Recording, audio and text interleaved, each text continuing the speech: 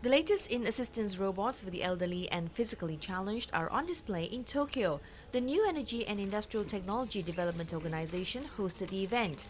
8 robots are being exhibited. These include a mobility robot produced by a car maker that allows the user to remain standing while mounting the robot.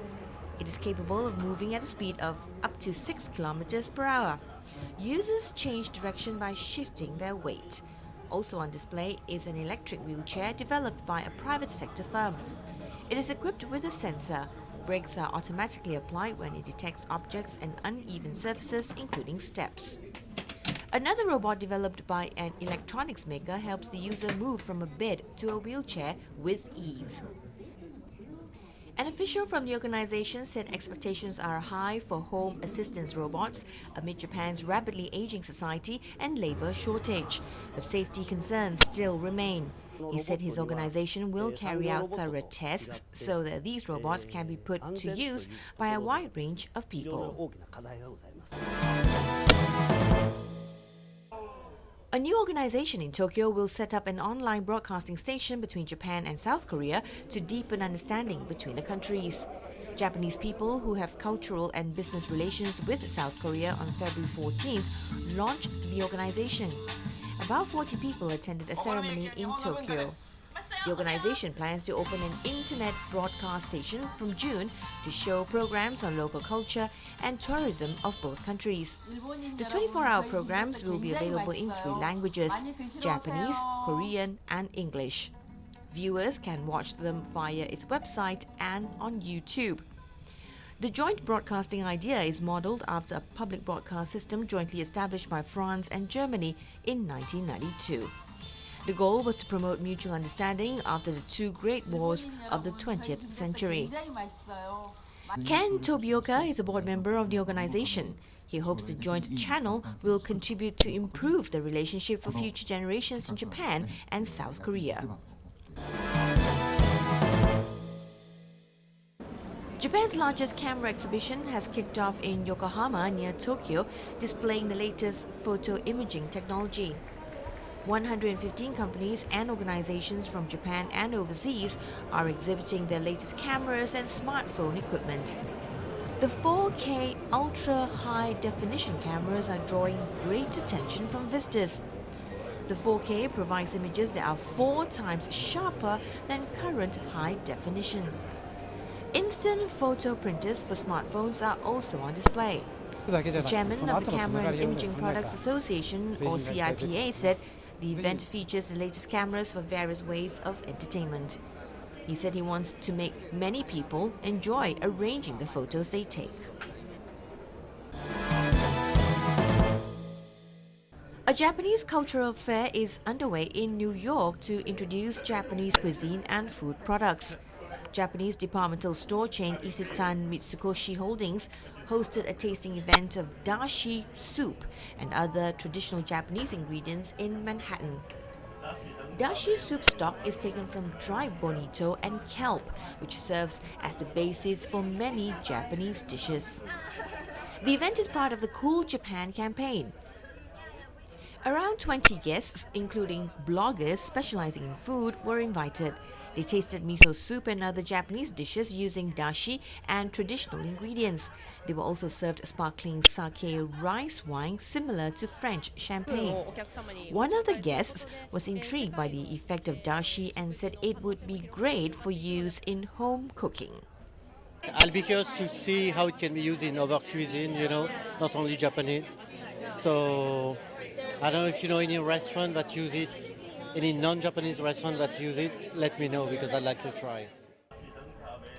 Traditional Japanese cuisine has been attracting attention since it was listed by UNESCO as an intangible cultural heritage in December. The organizers of the New York event say they would love to promote the use of dashi worldwide.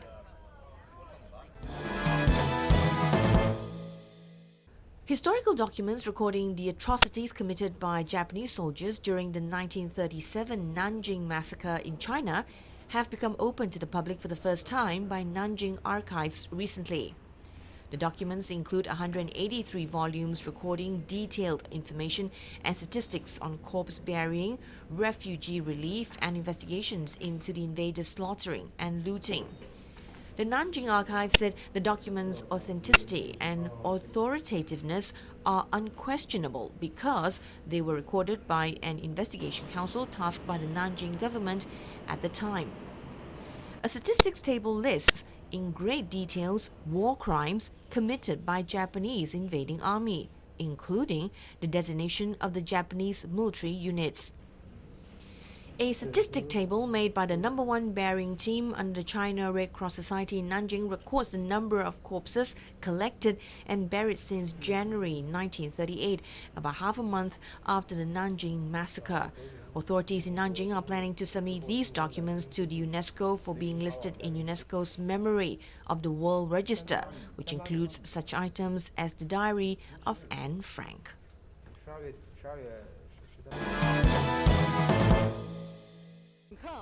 The performance of Da Shu Hua, a traditional folk event in which molten iron is thrown against a cold wall to show spark-like fireworks, was held on February 14th in celebration of the traditional Chinese Lantern Festival.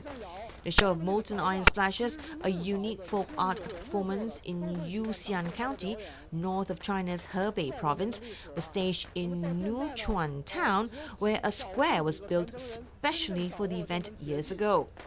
The Da Shu Hua performance dates back more than 500 years. It has also been listed as an item of Hebei provincial intangible cultural heritage. The show requires folk art performers to throw molten iron, which is over 1,000 degrees Celsius, onto a cold brick wall of the city gate to create sparks that burst into the night sky like thousands of fiery flowers. In order to prevent the performers from being hurt, they have to wear clothes made of sheep skin and a bamboo hat. The performance takes great strength since each spoon of liquid iron weighs about 2 to 3 kilograms. It is said that there are only 5 people in Hebei province who can do this performance. More than 2,000 people watched the show.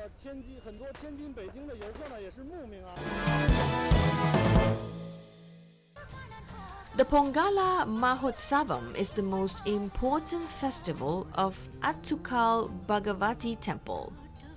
This festival at Attukal has been entered into the Guinness Book of World Records as the largest congregation of women in the world. The offering of Pongala is a special temple practice prevalent in the southern part of Kerala and some parts of Tamil Nadu. It is a 10-day program commencing on the Kartika star of the Malayalam month of Makaram Kumbam and closing with the sacrificial offering known as Kuru Titar Panam at night. On the 9th night of the festival, the world-famous Attukal Pongala Mahotsavam takes place. The entire area of about 5-kilometer radius around the temple, with premises of houses of people of all caste, creed and religion, open fields, roads, commercial institutions, premises of government offices, emerges as a consecrated ground for observing Pongala rituals. The ceremony is exclusively confined to women folk, and the enormous crowd which gathers in Tiruvananthapuram on this auspicious day is reminiscent of the Kumbh Mela festival of North India.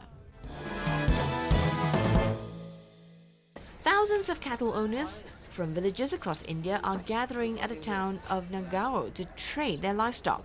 The dusty town in western Rajasthan comes alive with a riot of colors and sound every year early in February as it hosts one of the largest cattle fairs in India. Camels, cattle and horses are prepped and ready for purchase. Here at Nagaur's cattle fair, thousands of villagers from across the country have brought their livestock in the hope of a sale.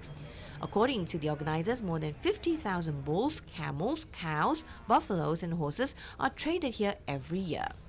This 8-day-long fair is similar to the famous Pushkar Camel Fair, also in Rajasthan, but the range of animals traded here is much more diverse. Almost every animal has been lavishly decorated, and even their owners make an effort by donning colorful traditional attire and Rajasthani turbans. 50-year-old camel trader Durga Lal has been coming to the fair for many years. He says business is as good as usual.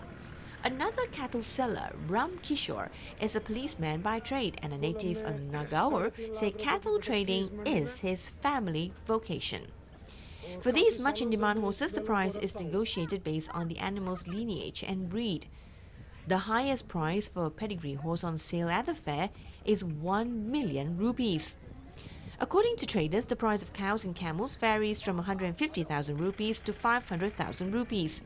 The government in Rajasthan is attempting to promote fairs like this to foreign tourists who travel here to visit the state's many forests and desert festivals. Dave and Louise Vernon from the United States are here on their first visit to India and say they have enjoyed viewing the fair. Cattle buyers like 71-year-old Sonpal is one of the hundreds of traders who buy cattle at the fair and then go on to sell them in neighboring states such as Uttar Pradesh. With the majority of Indians still dependent on agriculture and livestock farming, cattle fairs are a traditional method for trading and of community gatherings. The fair also features stalls selling colorful cattle accessories such as saddle covers, whips, and anklets. At sunset, merchants sit around open fires to rest after a day of wheeling and dealing.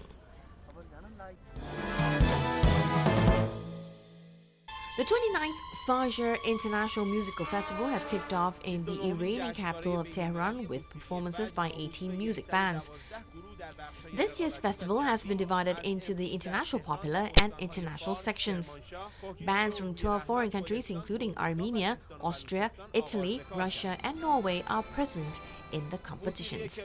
Meanwhile, the festival will feature 5 lyrical music performances. The emphasis during the festival will be on existing commonalities among different categories of Eastern music. Organizers also aim at discovering new young talents. Now, this comes as top music bands will stage performances in 6 other provinces than Tehran.